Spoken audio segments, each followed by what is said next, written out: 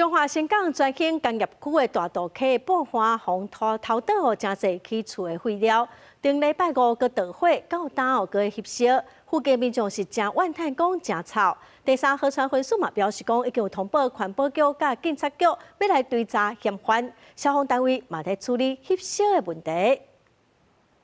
遠遠就看到這堆廢土咧稱煙，傳出那像是燒塑膠的臭味。中華新港全興工業區內的大道溪爆花，去互不法業者偷倒建築廢棄物。頂禮拜五，這區互偷倒廢棄物的所在，唔知什麼原因，既然閣倒火，但是消防人員甲火拍花了後，還燈光閣再燒起來，到陣也閣咧翕燒，帶佇風尾居民，互臭味熏甲記載袂掉。臭規工啊，臭到大概落嘛，那就是一種就是起來的塑膠味啊，樹林味啊，足臭的。3月13暗，村民。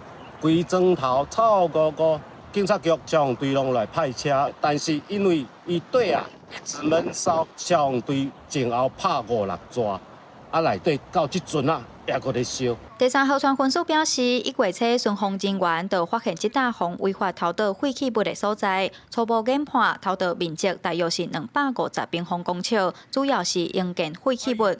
警方調查發現，不法業者是佇去年12月初10、26、27的半暝來遮偷倒，但是車牌全部攏抹黑，車殼嘛攏嵌黑布，目前當咧擴大追查。但係物件偷無破，就是咱咧起厝建築嘅廢棄物啦，12月中旬左右。看到車差不多有13、14台車次。